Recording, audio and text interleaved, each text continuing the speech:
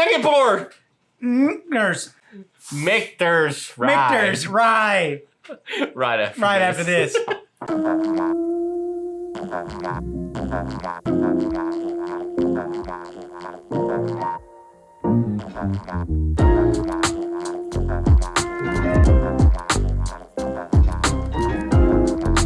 Welcome to Second Pour. I'm Zane. And I'm Jeff. Well, Geff. Zane? Did you just call me Geff? Well, Geff. So today we're going to be trying another rye because it's rye month. Oh, come on, you like rye. What are we having today? Actually, we're having Michters Rye. Single barrel straight rye. You know, it's funny, we have done the American bourbon that they have? Yes. It was the blue label. And it was really good. It was decent, right? Yeah, for sure. So today we're gonna do Michters single barrel straight rye. So it is a 84.8. It is 42.4 ABV. It also, now this comes in at about $35 to $40 a bottle. It's usually pretty easy to find. And for dramatic emphasis, there was something floating in the bottle, yo. I think it was some like leftover barrel. I do too, and that is interesting. That means the filtering is not filtered maybe as extensively as you think. Which means we should get a lot more heavy, hearty flavor in You that. would think, right? You it would should be a think. little spicier or something. So let's nose this thing, right? When I stick my schnoz where it shouldn't and go too close to the glass, it's like every other rye. Yeah, kind of that grassy hay, Yeah. dill, like you're talking about that you get. Mine's usually more grassy hay. Yeah. But when I do the whole like waft pull away, A little bit of like butterscotch. yeah, I get a more of a fruit topping type Oh, of a really? smell. You're getting a fruit. Maybe pear. Is it? It's like cinnamon apple, maybe.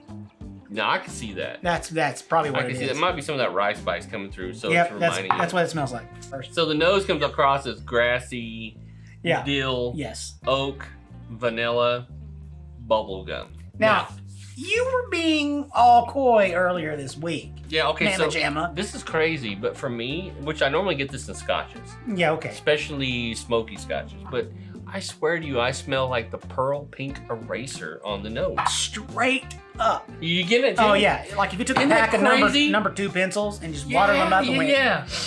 and snort the It's tops like of that them. pink pearl eraser Yeah, thing, no, right? it's a rubbery eraser smell. It's now this is a single barrel, right? Yeah. According to their label.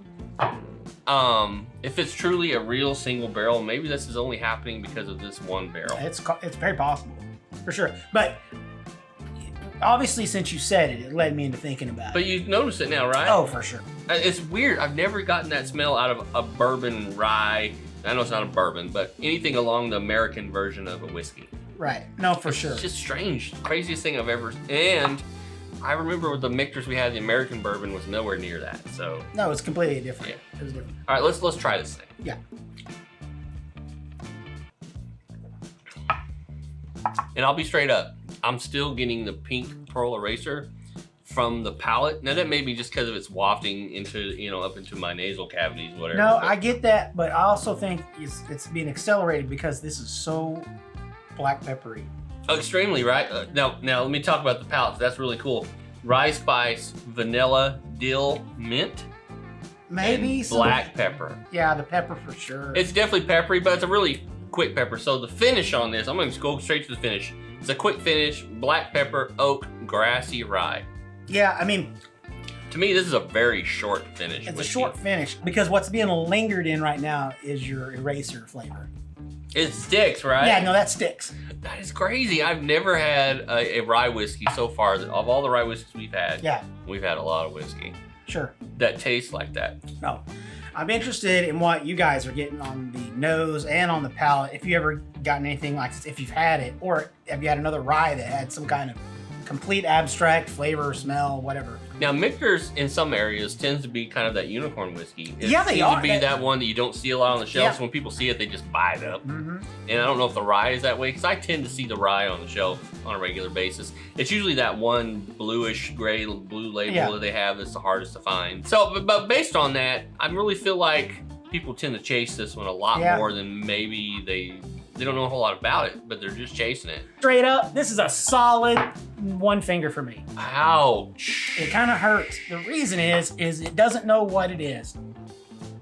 All right. I don't feel like this has a cohesive flavor. It's not that it's not good. It's not like that. It's just we've had a lot of ryes, and they know who they are. Now, I will say that I don't want to rate it a 1. I give it a 2.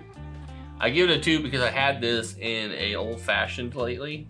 Oh, mix it up. And in an old fashioned, it was pretty damn decent. So I say that could, because before we go any further with our rating, I think we stick with our rating. Yeah.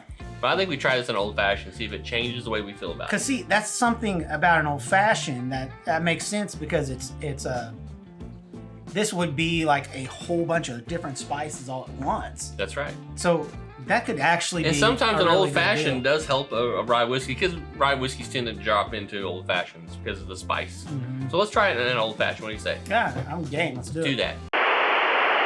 And we're back. All right. And magically, suddenly, we have drinks appear. Hey, look! Ah, an old fashioned. And just so you know, it smells lovely. Now, this is the 2-3 rating, or 1-2 rating we gave this, right? Yeah, the 1-2, for All sure. right, let's see if I mean, an old fashioned makes it a little better. now, the sound you're hearing is me clicking and clinking. It's pure ice. Yeah, all right, let's go in on this. It smells better, that's for sure. Oh, that's good. Now, does it matter now? Okay, so I would say that as a neat pour, a 1-2. Yeah. As an old fashioned, That's pretty a good. 3-4. I'll be like, yeah, just give me another old fashioned. Till they're like, sorry, sir, you're over your limit. So as far as an old fashioned goes, this is probably a great whiskey to use for an old fashioned. I think so. As a neat pour, maybe not. And I think that happens. Sometimes we tend to judge something based on one way to enjoy it. Yeah, for sure. Whereas if you use it as a mixer, maybe it's a better whiskey. But price point, that's another thing we have to talk about. Price point for this is $35-$40. Are you gonna want to spend that to mix? You know, you can spend $20 for a mixer. That's true. Unless it's a really damn good rye and it makes a really damn good cocktail. Yeah, I mean, this is pretty good. It's pretty good though, right? So, in the meantime, if you've had Michters Rye and you completely disagree with us, this is your go-to rye. Yeah. We'd like to know. But if you tend to use a certain rye for your old fashions, write down in the comments below what rye you like to lean toward, and maybe in the near future we'll do an episode whereas which rye works best for an old fashioned. Because frankly, it's a matter of finding the nuance in a drink, whether it's on ice, water, or That's very true. or actually as an old fashioned.